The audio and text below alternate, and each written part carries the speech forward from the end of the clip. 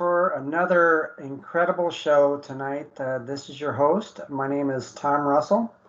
I'm your host for Life Without Limits, and it's going to be another incredible show. As everyone who's been with my show for the past 2.5 years, I first started the show wanting to talk about bullying because I wrote a book on bullying, and I wanted to focus on those kind of situations, and I wanted to branch out and try to expand my desire to find out about the human condition, about a lot of different situations with people who overcome seemingly insurmountable obstacles in their lives. But for the most part, I like to focus on the bullying part because it's just it's part of my life, and I've been fortunate to connect with so many different people throughout my life, particularly since the last I don't know, maybe 9 years, about being an anti-bullying advocate. And I came across one person, and we'll bring her on shortly. Her name is Tiff Klemm, or Tiffany Klemm. She'll go by both. And she actually sent me one of her stories about putting in a book that I was trying to put together that didn't come through, but it's going to be put in my memoir. But she talked about her situation about being bullied, and it just resonated with me, and I felt like I wanted to bring Tiff onto my show, and we'll bring her on shortly. The other thing is I want to talk about is feel free to still ask questions. I haven't seen questions for the past 2 weeks, and I miss some of the normal people like Kyla and Kaylee and April and Joe. There's just so many of you that I really miss reading the questions that come through. And go ahead and ask questions. And also with my website, if people want to view my past shows for the past 2.5 years, whether it's on YouTube or on iHeartRadio and all the other platforms, you can go to www. I don't know why people use that anymore, because it just all you have to say the website. It's lifewithoutlimitsshow.com. And again, that's lifewithoutlimitsshow.com. And if you're inclined that you love to read, I'm going to show you my 2 books if you're watching on YouTube, which I hope you do. My second book was called Nowhere Man. It's about homelessness. And my first book, which I'm really proud of, is Finding Your True North, a Bullied Teen's Journey of Hope. And you can get them on Amazon, or you can look up on my website, and there'll be a place for you to order. And also, again, talking about my YouTube channel, and I'm trying to get as many subscribers as possible. So when you get to that point, feel free to subscribe to my YouTube channel. So let's get that out of the way. I just wanted to let everyone know. So tonight we have Tiff Klemm, and she is an incredible person, a lot of courage, and I wanted to have her tell her story, and I'm not going to tell it for her. But thanks again for agreeing to come on my show, Tiff. Thanks, Tom. I'm really glad to be here. Yeah. I forgot to tell people that she also has a partner in crime here. She's got her 12-year-old cat that she's tending after, and she is her name is Gracie. So and what a beautiful cat. So anyway, here we go. Tiff, I want to jump right in because your story is not unique. I hear this a lot, but it's unique to you. And the thing, what's really nice about you is you've come across on the other end a more compassionate person. But when you're going through school, your first experience with bullying was around kids who took your lunch money. And today's world, that doesn't seem like a big deal, but back then it was. Can you explain how that affected you? Right. So often I think when we think about kids taking lunch money, we're picturing things on TV or in movies, a couple of bullies pushing you up against a locker and taking your lunch money. It wasn't quite like that in my experience. Just some older kids coming up to me on the way to school. It was a big deal to me because I wasn't eating at home. At the time I had a mother who wasn't able to provide for me, um, which I think we'll go into a little bit later. But basically, the only time I was eating was at school. So there were times when, if I didn't take a sack lunch or something, if we happened to have food at home, more times than not, it was taking money with me to school to eat at school, and not knowing when I would eat again. I mean, I remember that resonating with me as early as kindergarten, was that feeling of not knowing when I was going to eat again. So that was definitely a big deal to me. If they were to take my lunch money, they were taking away the only meal that I knew I was going to have that day. Yeah, that's a terrible situation. In fact, I kind of went through that when I was younger as well. My mother and father divorced when I was 5, so it's five boys, and then we were in some kind of same situation. But when you got to 4th grade, it started to get out of control for you when you started gaining weight. How was that a life changer for you? Yeah, I started gaining weight in the beginning of 4th grade, because at the end of 1st grade, my dad and my stepmom got custody of me away from my mother. When I lived with them, I still had that mindset of not knowing when I was going to eat again. So what I was doing was, eating 3 meals a day because they were good providers, but also sneaking food. So, when you're eating 6 or 7 meals a day, you're going to start gaining weight eventually. So that changed my life because I was eating or developing bad eating habits, the sneaking food, the hiding food, eating way too much when I would eat. It started, I guess what I can say is it started changing my life in school because kids really started to pick on me, not only for, maybe I had bad clothes that day or something like that. I had a bad haircut in 4th grade too, actually, come to think of it. Who didn't have bad haircut? Yeah. But also, because there was no nice way to say it. I was the fat kid in class. So, when you look different from the other girls, the guys are going to pick on you a little bit.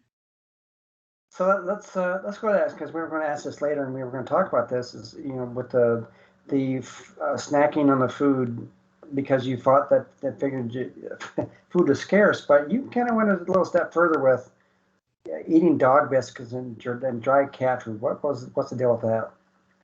So the dog biscuits were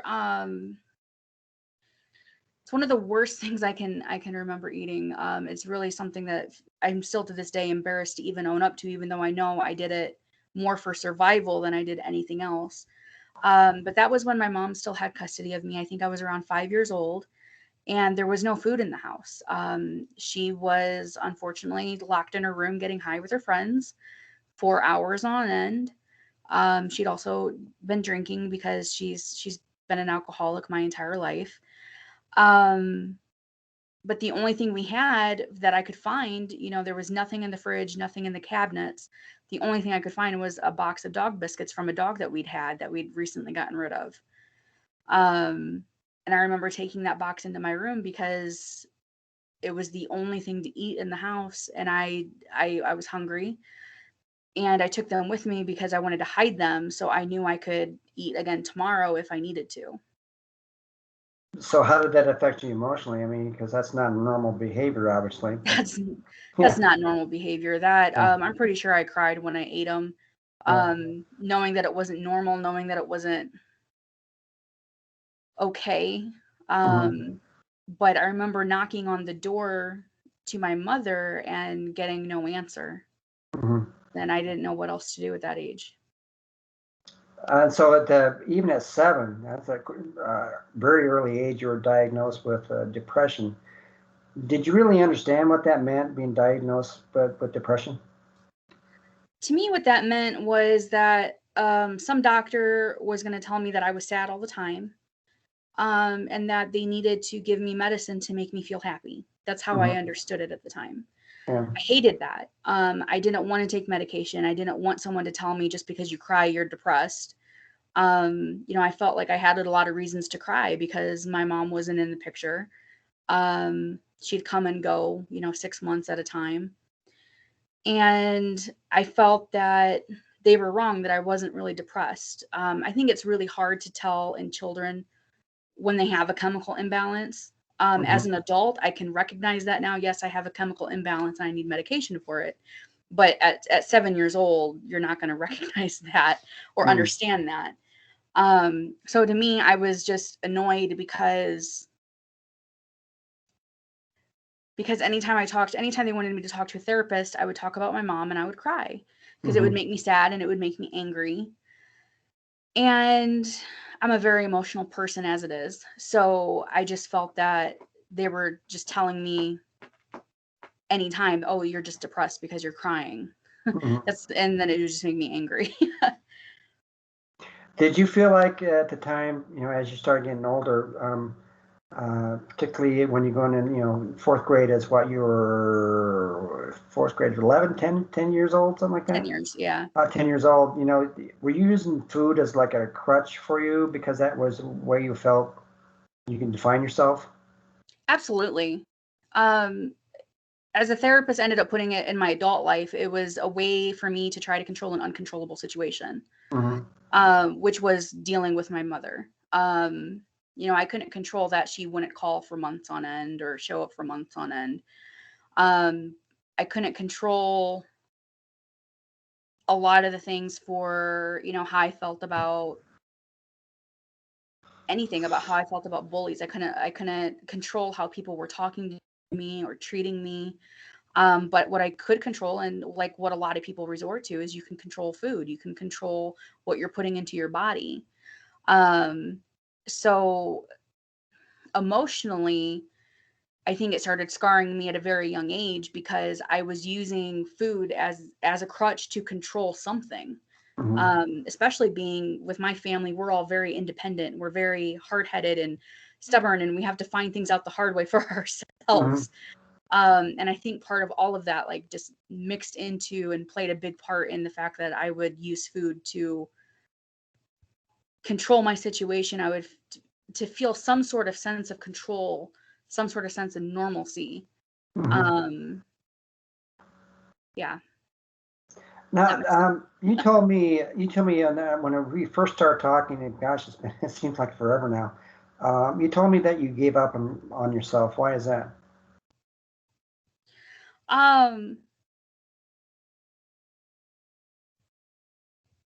It just felt like there was so much going wrong in my life at such a young age. But at the same time, I struggled with the fact knowing that there are some people out there that have it so much more worse than I did. There are kids in other countries that don't even have a roof over their heads, let alone dealing with, oh, I'm just dealing with a mother that isn't there, or dealing with eating too much and not exercising enough to burn calories. Like, there are real world problems. And I recognized that at a very young age because I would read the newspaper with my parents on the weekends, or with my dad and my stepmom. I had like that internal conflict of what I'm dealing with is too much, yet at the same time, I could be dealing with things that are worse. When I started to feel like I had no control over the food that I was putting into my body, I was around 11, I think, when I really started to feel like the hiding food and the binging on food was so out of control for me that it felt like the only thing to do was to just give up on myself, because I was never going to be able to control it. I figured at a young age that I would die at a young age because I wasn't taking care, like, I knew I wasn't taking care of myself. I wasn't learning how to take care of myself. I have a lot of health problems that run on both sides of my family. So there were so many things and then of course you've got depression to mix in with all of this. That is telling you, that is telling you, when you're down, when you've got something going wrong in your life, you've got depression right there, just kicking it into high gear, telling you, yeah, that's right, you're worthless, you're not worth anything, and might as well give up on yourself. So I think it was a combination of all of those things that just made me feel like I wasn't worth fighting for. Now, I would have thought with you moving into with your father that your life would have been a little bit better. Didn't that happen? Oh, it absolutely happened. Did it? My dad and my stepmom even to this day, are my biggest supporters. Mm-hmm. They're there for me 1,010%. They tried everything when I was a child to get me into all different kinds of therapists. By the time I was a teenager, we figured out I had an eating disorder. So we started seeing an eating disorder therapist. They tried everything, and I'm sure they spent a lot of money trying to help me. Mm-hmm. And I know they spent money into my adulthood, and times I couldn't afford therapy, they'd pay for it. So, they've definitely always been there. They know I had a lot of issues being so young and going through some of the things that I went through. Mm-hmm. They were still very frustrated, and I can understand it, especially having a child of my own now. They were very frustrated with, my mom would go to the grocery store and I would eat things that she had planned for dinner. It would just disappear out of the fridge. And of course they knew Yeah. who ate it. Yeah. I can only imagine the frustration sometimes that they had with dealing with all of that, but they loved me through it and supported me through it all. What did you learn most about yourself throughout this challenge that you were going through? Ooh, that's a good question. That trauma is trauma. That phrase really impacted me to help me see things more clearly in my situation. That just because there are people out there that have gone through worse things than I have doesn't mean that what I've gone through hasn't impacted me negatively. Exactly. And it's okay for me to feel that sense of that loss of control. Mm-hmm. It was okay for me to try to control an uncontrollable situation, as my therapist said, because that is what we as humans try to do. So it's only natural for us to want to try to find answers and want to try to better ourselves. I think that one of the biggest things I learned, going back to your question, I guess really is to continue to question everything and to continue to try to find more of who I want to be in this world. And that growth only stems from continuing to ask questions on a daily basis. Oh, that's a continuing battle. Look, I'm almost 60 years old, and I'm still asking those questions, Tiff. Exactly. And a lot of times you don't get the answer right away, and sometimes it just excuse me, knocks you right in the head. Says, "Oh, now that makes sense."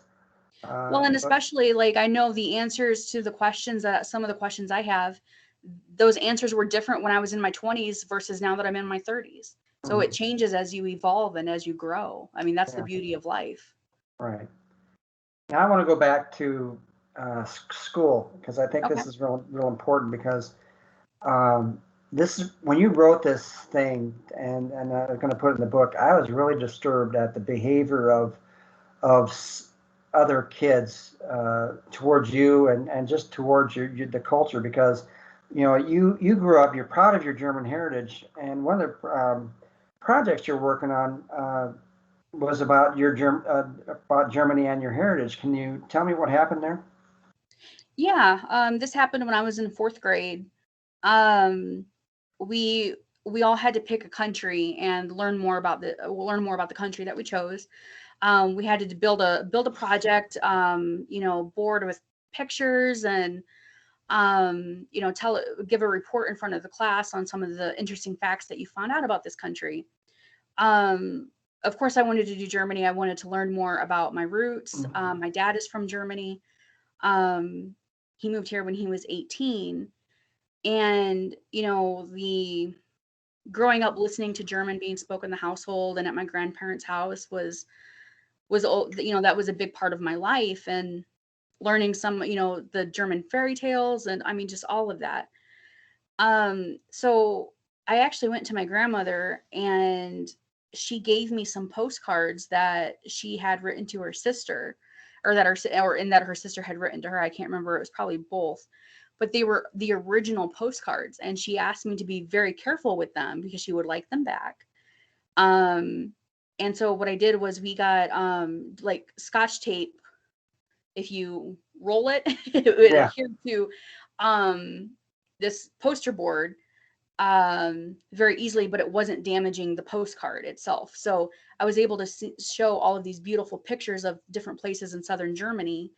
And that was going to be part of my project. And I had finished my project. It was sitting on the back science table where other kids were still working on their projects. And I went and sat back down at my desk, and there was a girl back there who was still working on her project, and she was spray painting something on her board. And it was black spray paint, and she ended up spray painting over my grandmother's postcards. And there's so much about Germany in the American education system. 9 times out of 10, all you hear about is World War II. You hear about the Nazis, you hear about Hitler, and you hear about all these horrible things that Germans were responsible for in our history. Mm-hmm. But like, you know, I knew my dad's not a bad person. My family's not, they're not bad people. So how do we come from this horrible country and not be horrible people? And that's one of the reasons I started really researching Germany and finding out that so many Germans were not like Hitler. So many of them, you know, there was so much more of a story to tell there.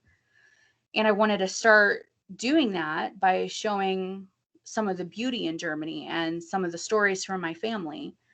So when she spray painted over my grandmother's postcards, it really upset me. One, because my grandmother had entrusted me with those postcards. And like I said, she expected them back. But, you know, the girl, I've always felt it was done intentionally, even though she told the teacher it was an accident. For one, because she was working at a completely different table. So how is it an accident if you're at a completely different table? Right. But then when the teacher was looking at me, explaining to me it was an accident, she was smirking at me. And it was just one of those things. And she was one of the girls that made fun of me in the class for my weight. We didn't necessarily get along. So it was just a combination of those things that just really hurt. I would imagine that, you know, at that young age, she probably didn't understand that kind of, can't think of the word, the discrimination or whatever towards the German culture. It was just a matter of fact that she was doing what she did because that was you, right? I think so, yeah. Yeah. Well, that doesn't make it any better, obviously, but that's disturbing that someone would want to do something like that, and it's been decades when this happened and occurred, and I can tell just by you talking about it, it's still painful because of what transpired there. Yeah. Now, as you got older, you know, obviously at that point, people knew your German heritage and thing like this, but when you wrote about what I think it was in high school, you were doing something, selling something for a club. What happened there? Yeah, my 2 cousins were also in the same high school I was. They were a grade below me. And we happened to have the same lunch period. We were hanging out in our student center, and I can't remember exactly what we were selling. I was selling something for a club I was in. And these kids, they were thinking of themselves as being like neo-Nazis or something like that, or if that's what it came across as, or if they were just messing around, I'm not sure. But right in front of us, they did a Hitler salute across the student center.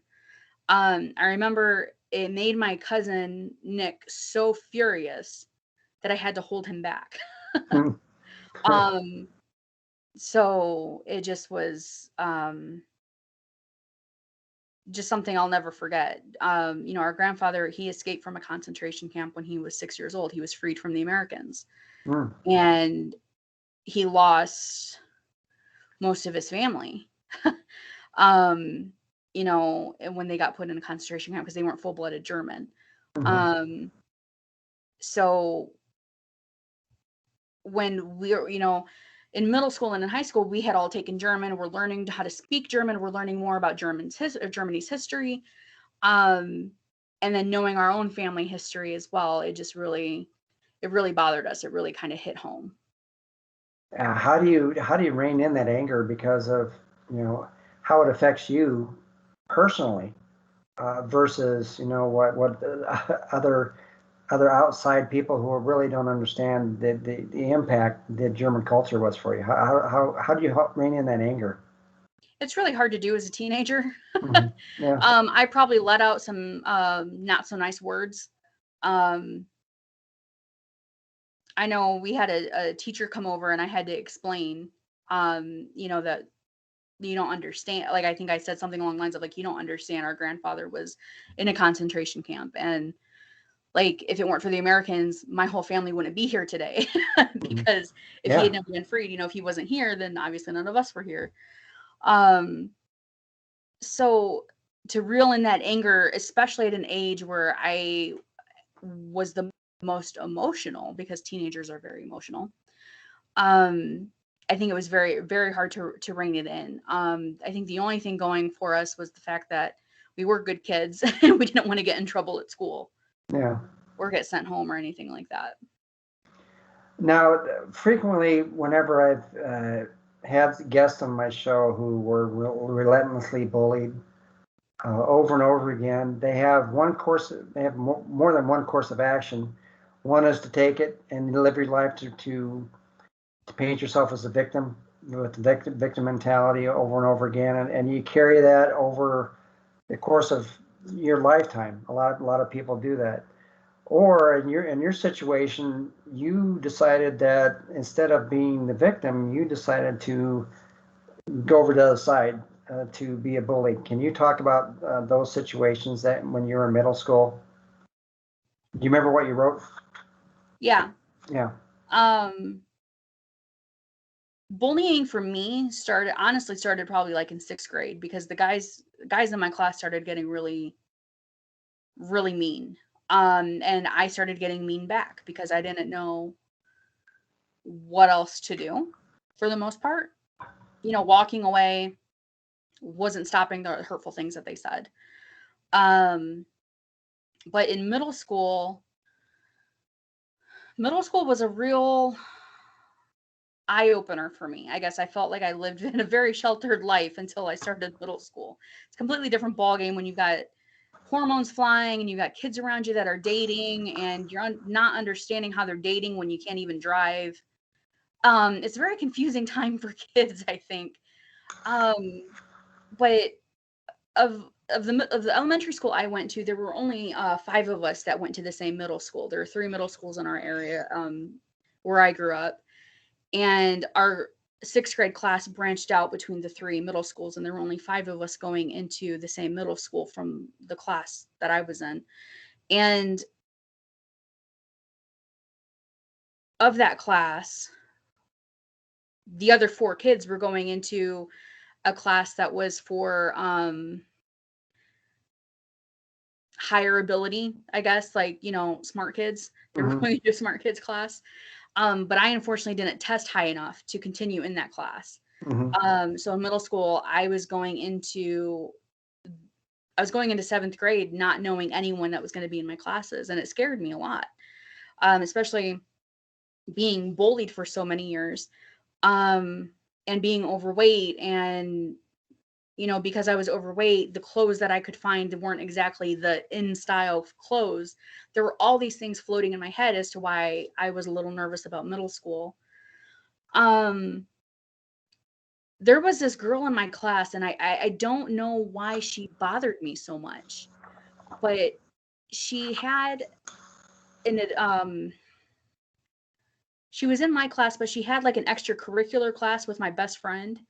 Um, and so they became friends, and I took that, instead of being happy that she's branching out and making more friends, I took it as a threat. I felt threatened by their friendship, that it was going to ruin my friendship with my best friend.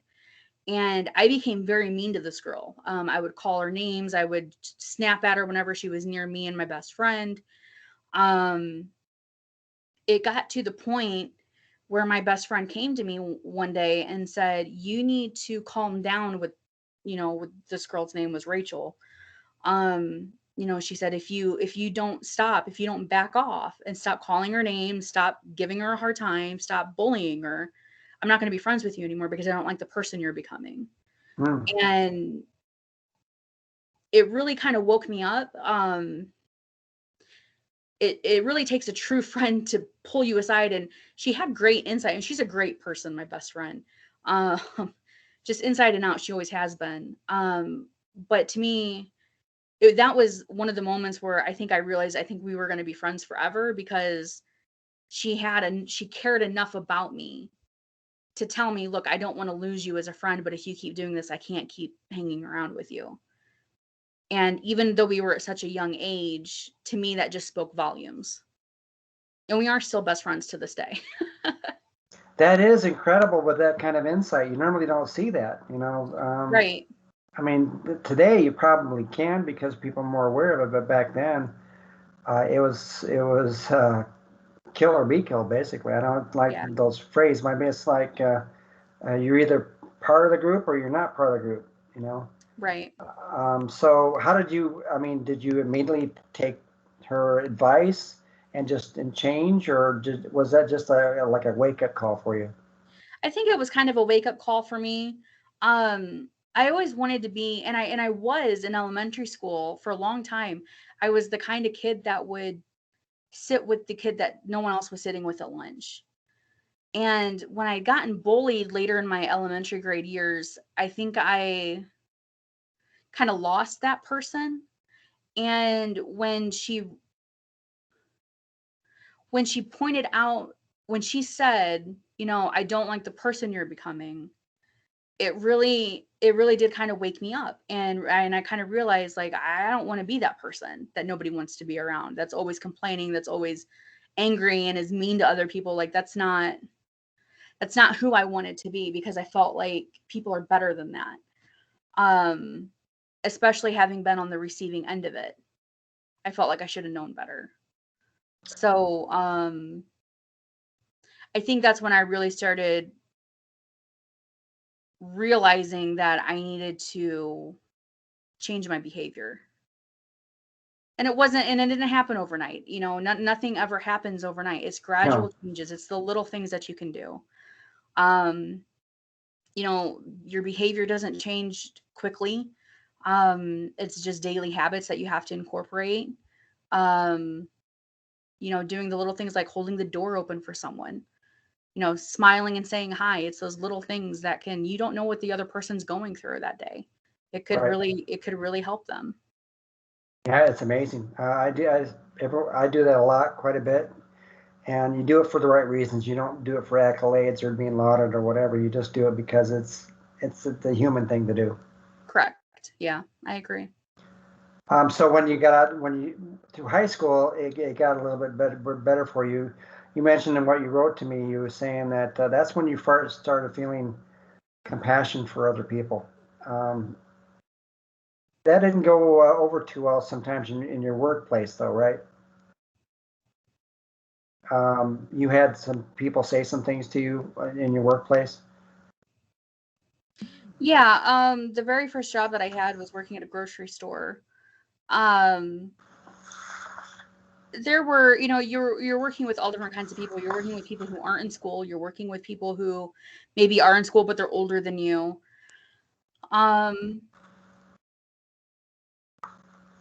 I don't I can't remember. I'm sorry, an example. Well, because you said because I'll read what you wrote. Okay, I'm And sorry. this is okay because I think it's disturbing for me even to read this.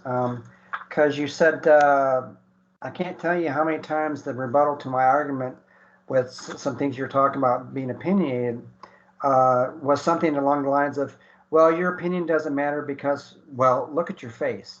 Yep, And I and remember that. I remember that conversation now. my favorite is nobody will care about your opinion until you learn some self-control. And this is in your workplace. This is after you're out of high school and all that sort of junk that's going on in your life. Did you feel like you were snake bitten Pretty all over much. again? Yeah. Pretty much.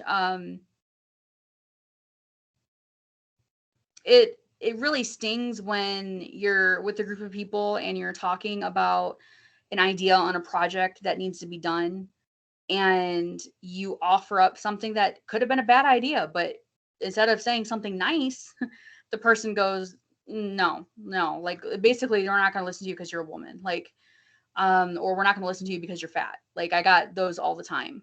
Um, the it's happened to me. Um, it happened to me in that job where when the person said, look at your face. And then it's also happened to me online several times. I've learned to just not comment on public forums online because we all know how Yeah. that does not work. It took me years to figure that out, but Yeah. commenting on your local newsfeed is never a good idea. Mm. um, but that's yeah, this and the self-control one, like I remember I just had to shake my head and walk away because I think, especially being in my young 20s, I had very strong anger at that time of my life. So it was very quick to anger. And I remember I went from like 0 to 100 and I was like, I just need to walk away or I'm going to get fired. Yeah. And sometimes when you're in a situation and somebody says something very hurtful to you, walking away is the best thing you can do. Well, it depends on when you walk away. I always tell kids this: you can walk away, but if you walk away feeling like they won the battle, it's going to take a little bit longer to get over it. But if you can walk away with your head held high, knowing that what they tell you is not going to affect you one iota, then it's a win for you. But at the same time, you got to let the other person know what they said was hurtful, but in a constructive way, to let them understand that you're not going to affect me, but I want you to understand, sir or ma'am, that your behavior and your attitude towards me is inappropriate, and then walk away. Yeah, that's great advice. Yeah, and you got to say it with the inflection in your voice, and very confident that you're able to do that. And other people see this at the same time, and they can see that you're not the kind of person who is going to take it, and feel like the bully has the upper hand, and it seems to work for a lot of people. But I think at this point in your life, I don't know, Tiff. I don't know you well enough, but I kind of feel that you're in a good space. You kind of feel that way? Absolutely.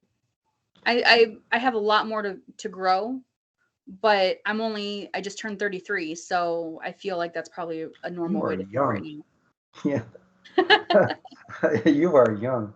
So, what advice would you give? Because you've been on both ends of it, being the bully, or excuse me, being bullied and bullied. What advice would you give someone experiencing this, that what you went through as a child? I would say the biggest piece of advice I have is not to hold anything in. Find someone you can talk to about what you're going through.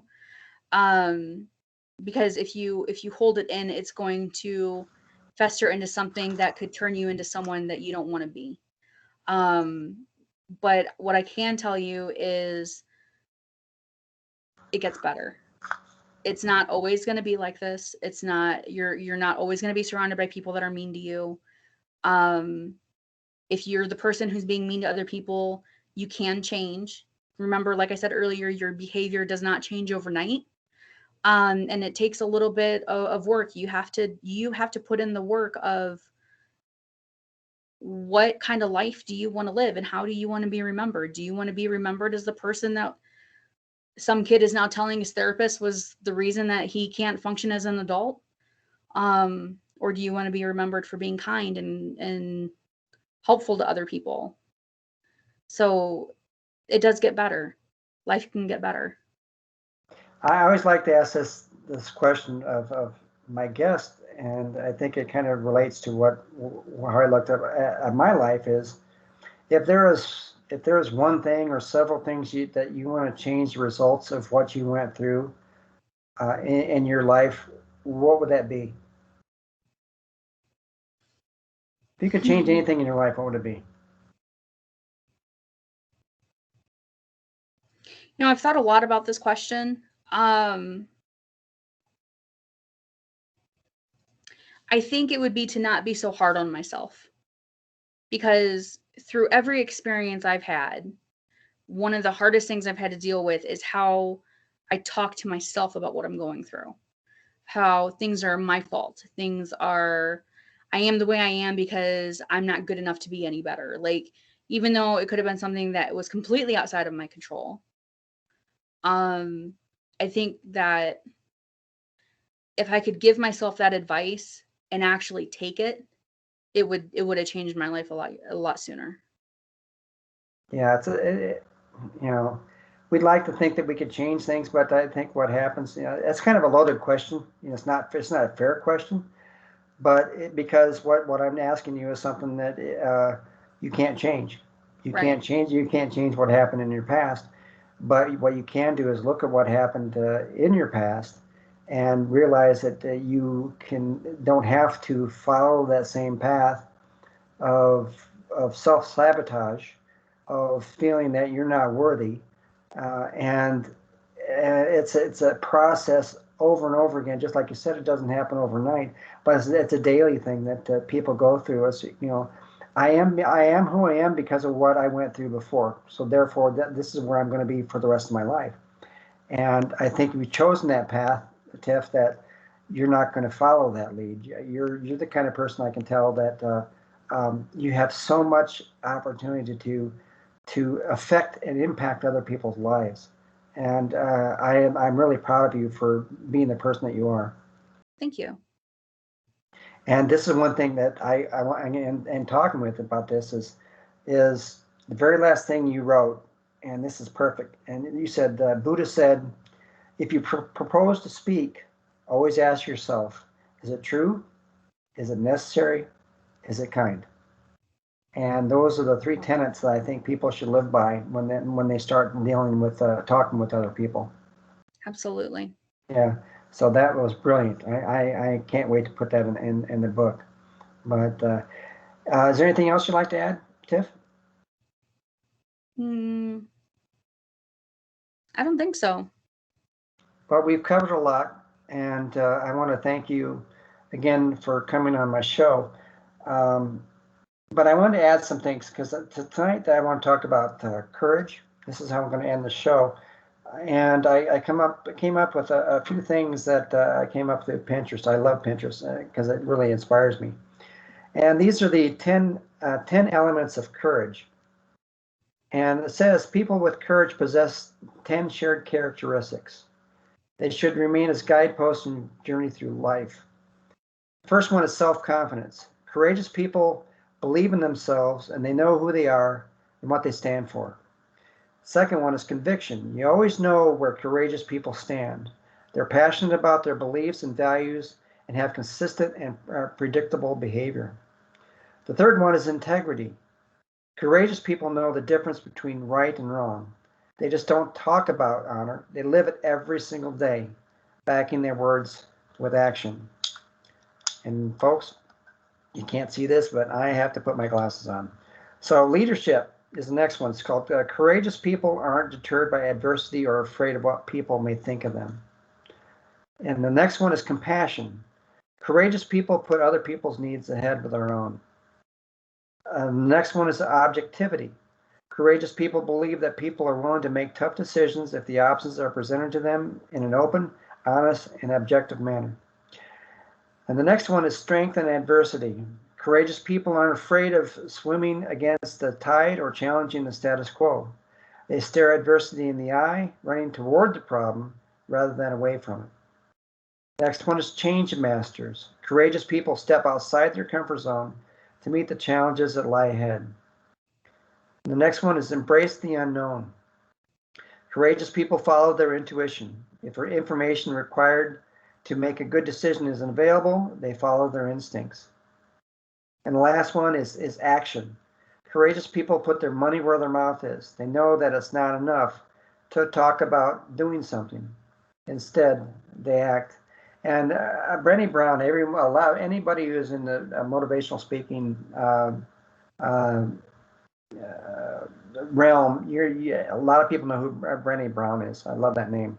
And she says, vulnerability is not winning or losing. It's having the courage to show up and be seen when we have no control over the outcome. Vulnerability is not weakness. It's our greatest measure of courage. Courage is so key. And F. Scott Fitzgerald said this, for what it's worth, it's never too late, or in my case, too early to be whoever you want to be. There's no time limit. You start whenever you want. You can change or stay the same. There are no rules to this thing, and we can make the best or the worst of it. I hope you make the best of it. I hope you see things that startle you. I hope you feel things you've never felt before. I hope you meet people who have a different point of view. And I hope you live a life you're proud of. And if you're not, I hope you have the courage to start over again. And here's another one. Courage doesn't always roar. Sometimes courage is the quiet voice at the end of the day saying, I will try again tomorrow. And folks, this is a challenge I think everybody has right now, going through things in their life, particularly with COVID. In fact, Tiff was telling me about her bout with COVID a few weeks ago. And she got both vaccinations. And what did the doctor say to you, Tiff? Yeah, so I actually did the Johnson & Johnson single dose back in April. And then at the end of August, it was August 27th, I got diagnosed or I got tested positive for COVID. And August 31st, I had to go to the hospital because I was having severe chest pain. And they said my COVID had turned into pneumonia. They showed me my CAT scan. It was very bad. My lungs were completely covered. They told, I mean, I had several nurses and 2 doctors look me square in the face and said, had you not been vaccinated, you wouldn't be leaving the hospital. That's scary. Makes you really want to, makes you want to really take stock in your life, doesn't it? Very grateful that I decided, I'm a person, you know, I don't know how your listeners feel, but I'm a person, I very much believe in science and I have faith in science. And so when the vaccine was available for my age group, I got it the first week. So I'm a strong believer in it. And then after having this experience, I'm very grateful I made that decision. Well, I'm glad you did. Otherwise, we wouldn't be here talking, I'm sure. Right. And I'm thinking we want to be talking in your hospital bed, I'm sure. Right. All right, folks. That's the end of our show tonight, and I want to thank you so much for listening and watching on YouTube. And Tiff, thanks again for coming on my show. You created a lot of insight, and I am so proud of you. I am so proud of you. Thank you. And as I end all my shows, I want everyone to smile infectiously, laugh genuinely, love unconditionally, and live courageously. And I believe in you. And one last thing I want to quote is from Eleanor Roosevelt. And for those us old fogies who remember Eleanor Roosevelt, for you younger people, that this is Franklin Delano Roosevelt's wife, and she had a lot of insight. She had a lot of courage. And this is what Eleanor Roosevelt said: "You gain strength, courage, and confidence by every experience in which you really stop to look fear in the face. You're able to say to yourself, I lived through this horror. I can take the next thing that comes along, and you must do the thing you think you cannot do." Those are such words of wisdom. So again, thanks again for coming and listening to my show. And I want everyone to have an incredible week. See you later.